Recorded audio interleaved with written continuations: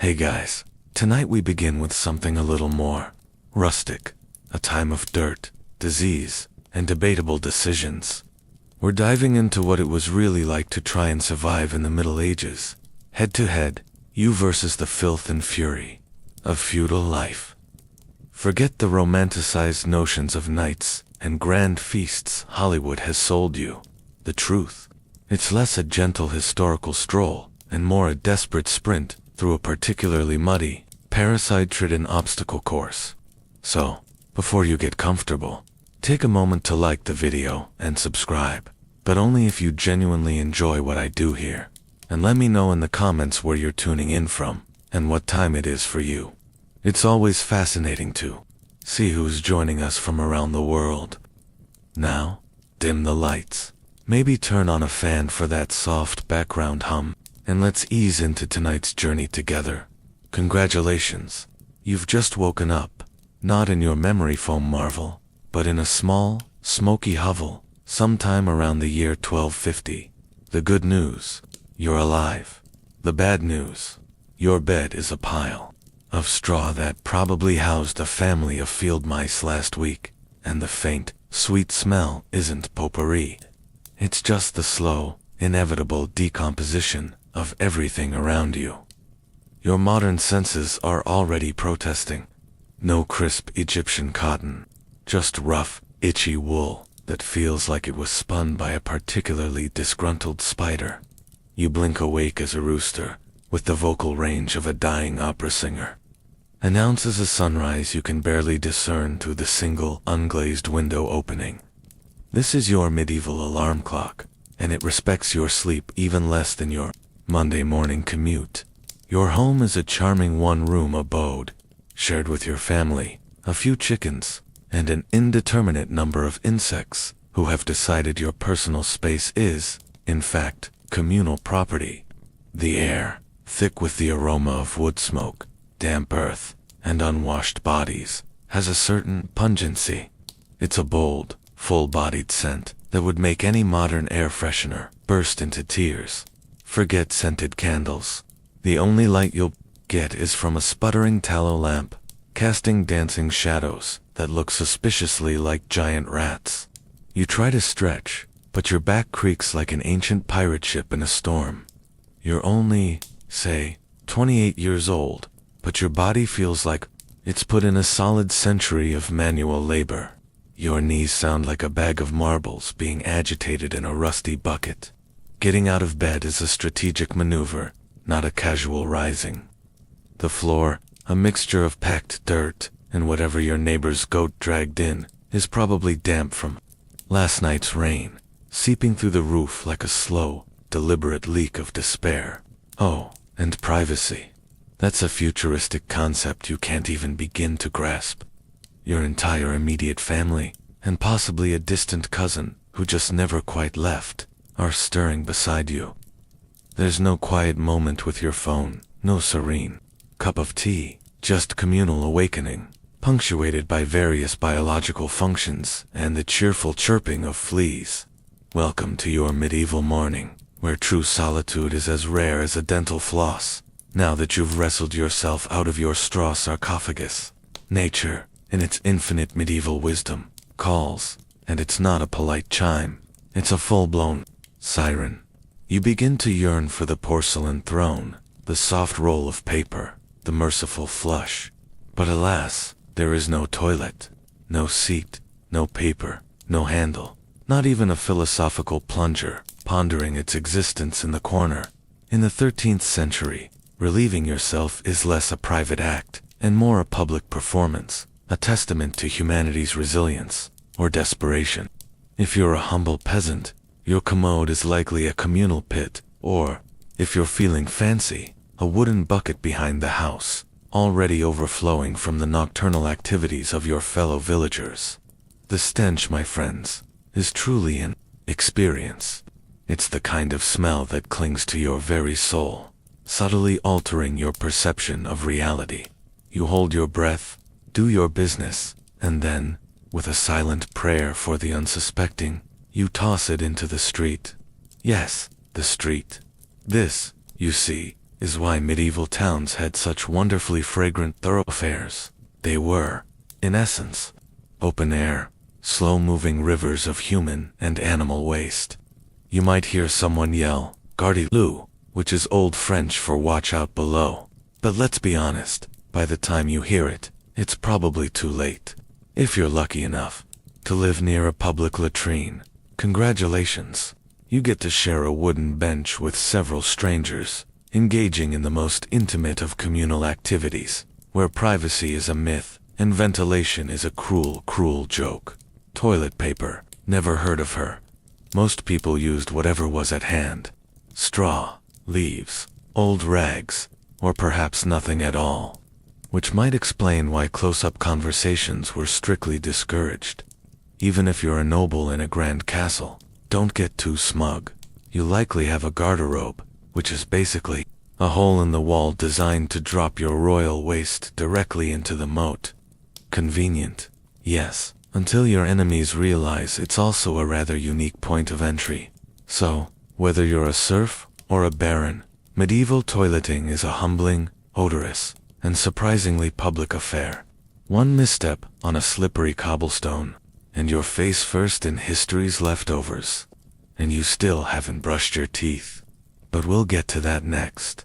You've survived the morning ritual of public defecation. You deserve a reward, don't you? Perhaps a nice, warm breakfast. Something comforting, delicious, energizing. Sorry, this is the Middle Ages. Comfort is a foreign concept, and delicious is highly subjective. Breakfast, if you can even call it that, is a grim affair. There's no artisanal sourdough, no frothy latte, and certainly no smoothie bowl.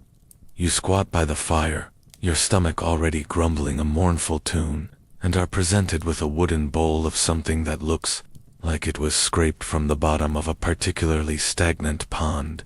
Welcome to pottage. Pottage is a thick, gloopy stew, a culinary Frankenstein monster made of whatever grains and root vegetables could be scrounged up. It has been simmering in the same pot for days, sometimes weeks, with new ingredients simply tossed in on top of the old. It's less a recipe, more an ongoing, simmering experiment in sustainability. On the side, a hunk of bread so dense and hard, it could likely be used as a blunt weapon. Made from coarse rye or barley flour, it's often bulked up with sawdust, ground acorns, or whatever desperate creativity could conjure, because pure wheat flour is a luxury reserved for the elite. This bread is not your friend.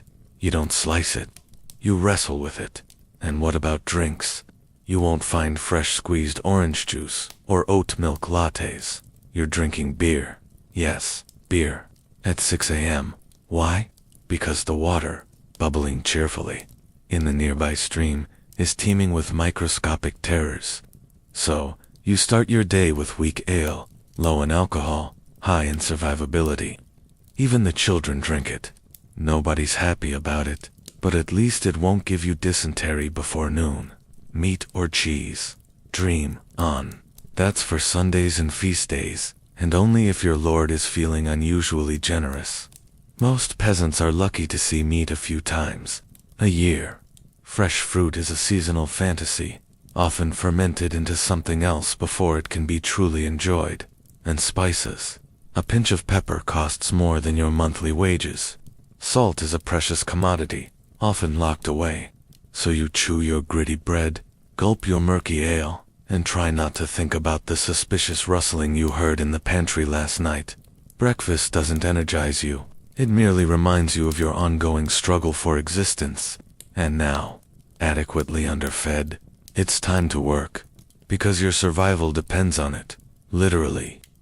You've endured the pottage and the pungent ale, and now it's time to get dressed for another glorious day. Not that it will make much difference. Your medieval wardrobe consists of exactly one outfit. One. It's a rough wool tunic or a linen shift that has been worn every day for months, possibly years. There's no concept of seasonal fashion, no outfit changes. There's just this, until it completely disintegrates or gives you a new, interesting skin infection. Underwear is entirely optional. If you're lucky, maybe a thin linen undertunic. If not, well, you're going commando, under layers of scratchy, sweat-soaked wool, all held together by stitches that suggest a very loose interpretation of tailoring. There's no washing machine, no fragrant soap, and certainly no dry cleaner. Your clothes are stained, stiff, and smell like a particularly active compost heap on a humid day. Even if you wanted to wash them, it's an epic undertaking. You'd have to haul water from the river, or well, heat it over a fire, scrub your tunic on a washboard with harsh lye or ashes, and then pray for a sunny day to dry it, which, let's be honest, only happens about 3 times a year. And shoes, if you own any, they're untanned leather, barely stitched, offering the arch support of a damp noodle. Most peasants simply go barefoot, trudging through mud, animal droppings, and medieval landmines, sharp rocks, and puddles of unidentified origin. All of this leads to one inescapable truth. Your skin despises you. You itch constantly. Fleas, lice, and bedbugs are your loyal, unpaying tenants. Everyone has them. Nobles, priests, even the tiniest infants. You'll find yourself scratching your armpit with a wooden spoon mid-conversation, and no one will even bat an eye. Your skin is raw from constant rubbing, your scalp a battlefield of bites, and if you develop a rash, too bad. There's no dermatologist, no soothing creams. You just keep suffering. If you're truly blessed, it won't get infected, and will simply accompany you for the next 6 months like an unwelcome medieval shadow. Now thoroughly dressed in misery and wrapped in perpetual discomfort, it's time to face the day's labor, the kind of labor that will make you question every life choice that led you to this itchy, smelly existence. Now that you're fully adorned in aches and damp wool, it's time to flash that winning morning smile. Except you don't, because in the Middle Ages, smiling is a dangerous game. Not emotionally, dentally. There is no toothbrush, no toothpaste, no mouthwash, no floss. The concept of oral hygiene is about as popular as a tax collector at a harvest festival, which is to say, not at all. Some might chew on a twig or rinse with wine or vinegar, but for the most part, your teeth are on their own, and they're losing the battle. By the time you hit your mid-20s, your smile looks like something pulled from a haunted crypt. Cavities are rampant, gums are swollen, and those aren't just food stains on your teeth. That's decay, plain and simple.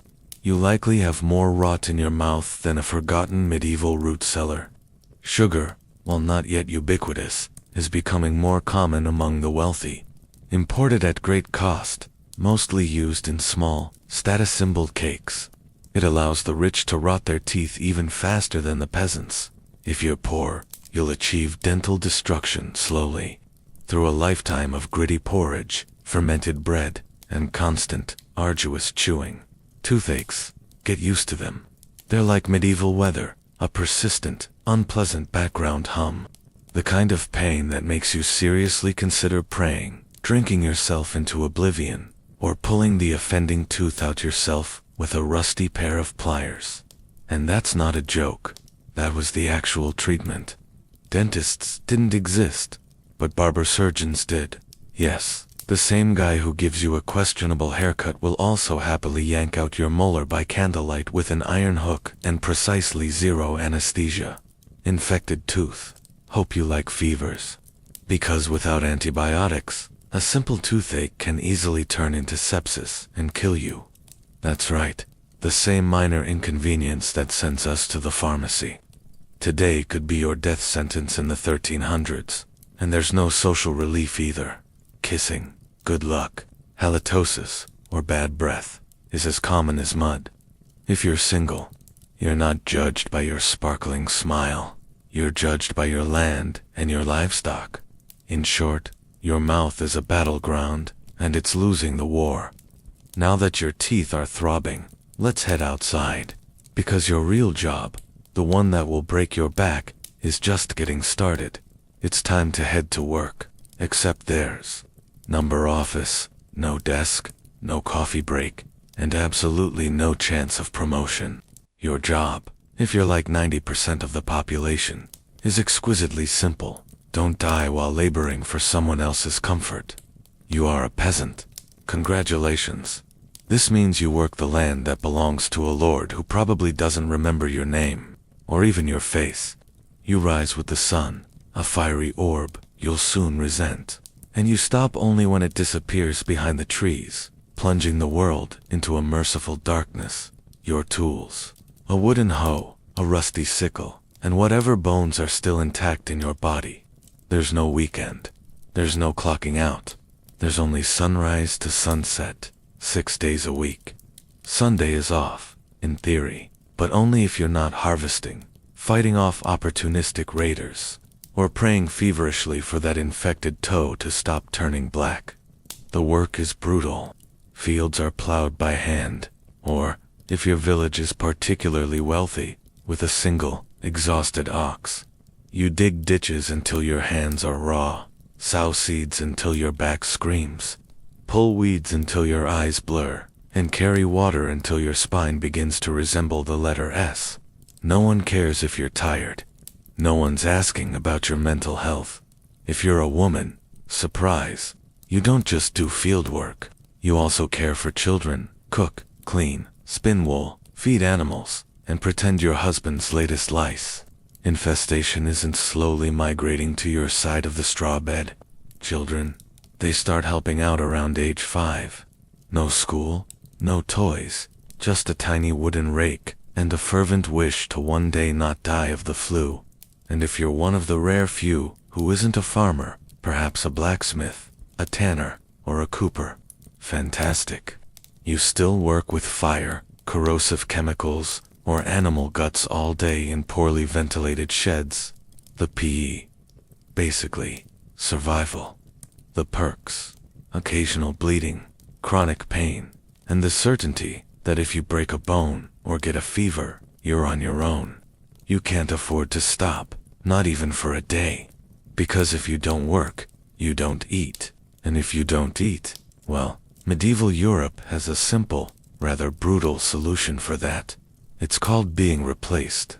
So you grip your shovel, ignore the blisters the size of walnuts, and keep digging, because in the Middle Ages, your job isn't a career. It's a slow-motion endurance test. Now that your back is on fire from laboring in the fields, let's talk about the weather. Because in the Middle Ages, temperature is less about distinct seasons and more about an ongoing existential punishment from the sky. Let's start with winter. There's no insulation, no central heating, and certainly no weather stripping. Just wooden walls, with gaps you could throw a small chicken through. Your windows are covered with cloth, not glass, offering minimal protection from the biting winds. The fire in the hearth, lovely in theory, is a luxury you can barely afford to keep going. Wood is expensive, and gathering it from the Lord's forest is often illegal. Yes, you could be executed for picking up the wrong stick from the wrong forest. So you bundle up in your one damp wool tunic, huddle near the dying embers, and still wake up with your nose frozen solid. Your feet are permanently cold, perpetually damp, and your fingers so stiff they feel like tiny medieval popsicles. Frostbite isn't a medical condition, it's just called bad luck. Now, fast forward to summer. Sounds better, right? Wrong. In summer, your hovel transforms into a clay oven. There's no fan, no cross breeze, and absolutely no deodorant. You sweat through your single layer, but you can't remove it because showing too much skin is scandalous and also invites sunburn, insect bites, and the judgmental glares of your neighbors. The flies are out in full force, attracted to your unwashed body and the lingering aroma of last week's goat stew fermenting in the corner. Mosquitoes buzz by your ear while you sleep, assuming you can sleep through the sound of your neighbors yelling and babies crying. In the fields, the sun bakes you. No sunblock, no hat, unless you've fashioned one out of straw like a desperate scarecrow. And the worst part, you still have to work. Heat stroke is just called taking a bad turn. So, you're either shivering, wondering if your toes will make it to spring, or you're sweating through your only pair of socks while your thighs chafed into oblivion. And the one constant, no matter the season, your clothes still itch, your food is still terrible, and your next back-breaking task is always waiting. Welcome to climate control, medieval style. There is none. Feeling thirsty? Need to freshen up? Want to splash a little water on your face to wake up from this damp, flea-bitten fever dream of a life? Too bad. In medieval times, water isn't your friend. It's actively trying to murder you, albeit slowly, and with extreme prejudice. Let's start with drinking. That nearby stream looks pristine, bubbling and clear, like something out of a fantasy novel. But spoiler alert, it's not. Upstream, someone just emptied a chamber pot into it, or a dead animal is probably decomposing in it. Parasites, bacteria, and the entire microbial army of medieval Europe await in every single sip. That's why everyone drank beer. Yes, beer, even children. But before you imagine medieval toddlers doing keg stands, understand it was small beer, weak in alcohol, strong in survivability. The brewing process boiled the water, making it infinitely safer than whatever flowed through the town ditch. Wine was another option, if you were rich enough to afford it and unconcerned with functioning properly before noon. What about bathing? Surely water was used for cleaning. In theory, yes. In practice, absolutely not. See, back then, people genuinely believed bathing actually opened your pores and invited disease in. That's right. Washing yourself was considered medically risky. You were apparently cleaner if you never removed the protective layer of filth caked onto your skin. Communal bathhouses did exist, but they quickly gained reputations as places for gossip, scandal, and sometimes full-on medieval extracurricular activities. So, naturally, the church got involved and shut many of them down. Even if you did want to bathe, it was a full production. You'd need to haul water from the well, boil it over a fire, fill a wooden tub that likely leaked, and then pray no one else in the house used it before you, or worse, after. And rainwater, collected in open barrels where birds poop, insects breed, and moss thrives. Sounds refreshing, doesn't it? So whether it's going in your mouth, on your body, or onto your crops, water in the Middle Ages is less a life source and more a gamble. One wrong gulp, and you're spending your final days sweating in a straw bed, clutching your stomach and contemplating all your life choices. Next time you sip tap water, raise a glass for our ancestors. They didn't have the luxury of hydration without hazard, so you drank the water. Or maybe you didn't. Maybe you just stubbed your toe on a rock shaped like profound disappointment. Either way, you're sick. You need help. You need a doctor. Too bad you live in the Middle Ages, where medicine is really just polite torture, with a theology degree. Let's start with the diagnosis. Everything wrong with you, whether it's a cough, a rash, a broken bone, or the creeping plague, is caused by your humors being out of balance. The four humors were blood, phlegm, yellow bile, and black bile. According to medieval science, your health depended on keeping them perfectly balanced, like some sort of internal, volatile soup. Got a fever? Clearly, too much blood. The answer? Bloodletting. That's right. Let's drain your life force into a bowl, using a dull blade, or a particularly hungry leech. And yes, barbers were often the ones doing it. Imagine getting a haircut and a hemoglobin extraction in one sitting. 2 for 1, baby. Feeling sad or anxious? That's clearly an excess of black bile. The cure? Laxatives. Maybe a warm herbal purge, or just prayers and a cold compress, while everyone avoids eye contact and starts carving your coffin. Now, if you break a bone or get a nasty wound, you're in real trouble. There's no anesthesia, unless you count passing out from the pain. Surgery is done with knives that haven't been cleaned since the Crusades. Tools are heated over fire, not for sterilization, but because they just look scarier that way. Antibiotics, centuries away. Germ theory, not invented yet. They think disease comes from bad air, or God being annoyed with your moral failings. Got a stomachache? Must have been your sinful thoughts. Hope you like confessing while vomiting. If your condition worsens, you'll be treated with more leeches, possibly some crushed beetles, and a priest at your bedside, giving last rites just in case. At this point, they're preparing you for the cure, known as death. And if, by some miracle, you recover, everyone just assumes God took pity on you. The doctor takes full credit, and the leech gets promoted. So yes, in the Middle Ages, medicine is less about healing and more about surviving the cure. After a long day of labor, lice, and leeches, it's finally time to eat. You shuffle back to your hovel, stomach growling, a mournful tune, ready for the one joy left in life, a warm meal. Bad news, your meal is probably trying to kill you. Let's begin with the basics. Food preservation doesn't really exist. There's no fridge, no freezer, just salt, smoke, or the desperate hope that winter air keeps things fresh. Your meat, if you're lucky enough to have any, has been hanging for days, covered in flies, marinated in questionable brine, and possibly shared with a rat or two. Bread is the cornerstone of the medieval diet, but even that isn't safe. In bad harvest years, desperate peasants bulk it up with bark, sawdust, or even clay to make it stretch. And if it's rye season, there's a bonus, ergot, a fungus that causes convulsions, hallucinations, and sometimes death. It's like eating bread laced with LSD and tetanus, all in one gritty bite. Vegetables, only if they're in season. And you know what's always in season?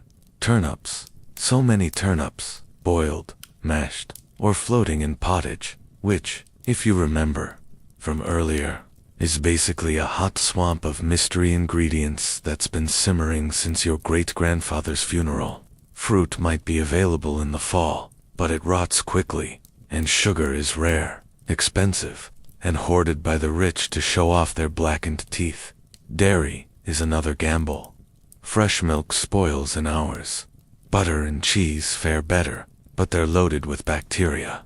People eat them anyway because, frankly, it's either that or chew your boot leather. And let's talk about seasoning. Spices like pepper, cinnamon, or nutmeg are worth more than gold. For the average peasant, flavor comes from onions, salt, if you're lucky, and pain. Most meals taste like wet burlap sprinkled with sadness. But food isn't just a health hazard. It's a political one. Game animals belong to the Lord, not you. Caught poaching a rabbit, you could be fined, imprisoned, or even executed. That's right, your dinner could get you hanged.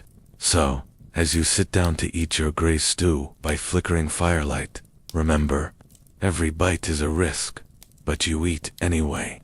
Because in the Middle Ages, food doesn't nourish. It tests you. It's evening now. You've worked, suffered, and barely digested your suspicious stew. You might think the day is finally winding down, but don't get too relaxed, because God is watching. So is the priest, and so is your neighbor Agnes, who will absolutely rat you out if you miss Mass. In medieval Europe, religion isn't just part of life, it is life. The church controls your calendar, your laws, your education if you can read, your birth, marriage, death, and everything in between. Think of it as your spiritual landlord, and you're always behind on rent. Every day is structured around prayer bells. The town church bell rings in the morning, noon, and night, not because people need reminders, but because missing prayer is a sin. Forget to bow. Sin. Eat meat on a Friday. Sin. Think about your neighbor's wife in that one dream. Double sin. And yes, hell is very real. Vividly real. Priests describe it in glorious detail. Rivers of fire, lakes of boiling blood, demons with pitchforks, and eternal wailing. If the plague doesn't scare you, eternal damnation definitely will. You can't read the Bible yourself, because it's written in Latin, a language reserved for monks, clergy, and that one noble kid who's too good for dirt. You rely on the church to interpret everything for you. That means if the priest says your crop failure is because you didn't pray hard enough, well, time to kneel harder. Tithes, 1/10 of everything you own, are mandatory. If you grow wheat, you give wheat. If you raise chickens, you give eggs. If you have nothing, congratulations, you're spiritually bankrupt and financially doomed. Holidays, they're holy days, dozens of them, and while they offer breaks from labor, they're not for fun. Therefore, attending Mass, fasting, confessing, scenes, and reminding yourself that joy is a dangerous indulgence. Questioning the church is dangerous. Heretics are burned, witches are drowned, blasphemers are flogged, and skeptics are quickly reformed. So you go through the motions. You chant, you bow, you pray that your soul, after enduring this dirt-covered life, might finally land in paradise, assuming the priest likes you. Because in the Middle Ages, God may be merciful, but the church, not so much. If you thought being a medieval peasant was rough, try doing it as a woman. All the filth, famine, and fear, plus childbirth, subservience, and social invisibility. In the Middle Ages, being a woman is like being on hard mode, with no health, potions, and no restart button. From birth, a girl's life path is pretty much locked in. Marry young, bear children, serve your husband, die tired. Education, not likely, unless you're from a noble family and sent to a convent. You're intellectual.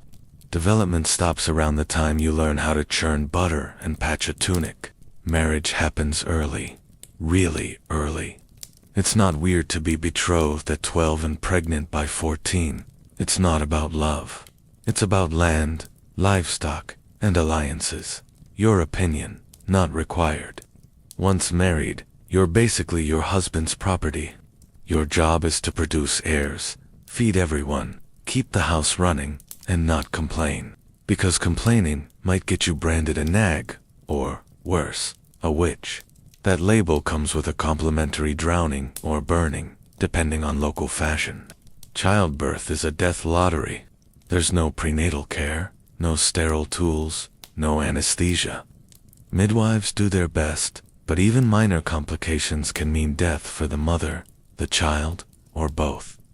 Some women survive 10 pregnancies. Many don't. Survive 2. But don't worry, once the baby is out, your work increases. Now you have a screaming infant in a lice-ridden hut, and you're expected to nurse, cook, clean, and still help in the fields. You don't get a break. You are the break for everyone else. If you're unmarried, you're suspicious. If you're widowed, vulnerable. If you're outspoken, dangerous. Women who didn't conform were often accused of witchcraft, especially if they had herbal knowledge, a strong personality, or just looked at someone funny on a rainy Tuesday. Even in the church, your role is limited. Nuns lived under strict rules, no speaking without permission, no freedom of movement, and your spiritual worth always ranked below men. In short, if you're a woman in the Middle Ages, you're expected to endure, obey, reproduce, and suffer in silence, ideally while smiling, because even in a time of universal suffering, women were somehow expected to suffer gracefully. So far, you've battled filth, starvation, social injustice, and possibly a goat.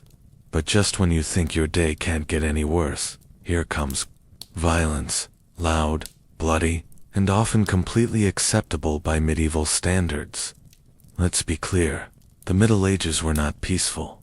The idea of law and order mostly meant hope the local lord isn't in a bad mood.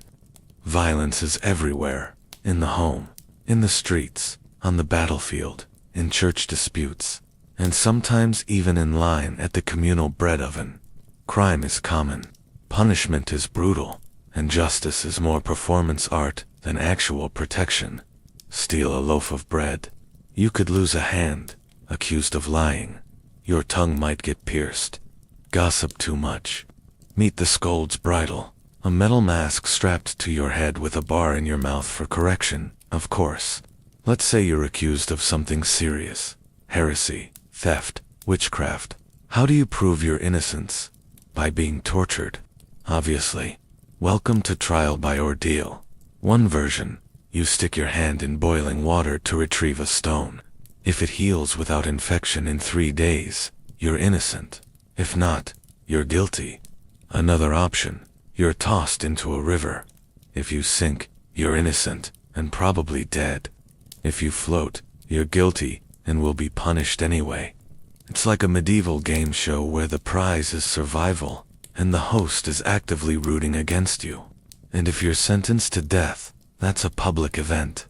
Executions are performed in front of cheering crowds, hangings, burnings. Sometimes people bring snacks. It's the medieval equivalent of cable TV. Domestic violence. Completely normal. Husbands were allowed, even expected, to discipline their wives and children. Street fights. Commonplace. You could be beaten just for looking the wrong way at a noble's horse. And war, always simmering. Local feuds, territorial disputes, religious crusades. Someone's always marching off to stab someone else in the name of honor, God, or sheer boredom. Violence isn't a breakdown of society in the Middle Ages. It is society.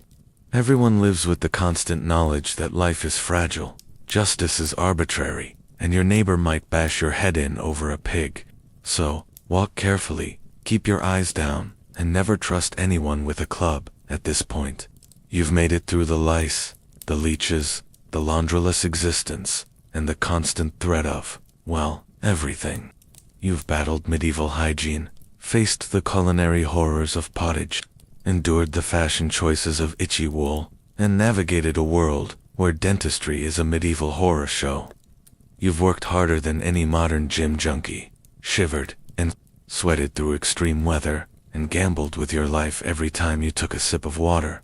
You've dodged diseases, escaped the barber surgeon's crude instruments, and somehow avoided being accused of witchcraft or poaching a squirrel. You've lived under the ever-present eye of a demanding church and navigated a social structure where your place was cemented in dirt, and you've done all of this while constantly surrounded by the threat of arbitrary violence. So, the question remains, you versus the Middle Ages. Who wins? If you're still here, still breathing, still mostly intact, then congratulations, you are an anomaly, a true survivor. Because for most, the Middle Ages were less a historical period and more a continuous, low-grade emergency. Now, as the last embers of your communal fire fade, and the sounds of the village slowly lull into a cacophony of snoring and distant animal cries, you can finally close your eyes, perhaps dreaming of a warm shower, a soft bed, and a future where toilet paper exists. Good night, brave time traveler. May your dreams be less medieval.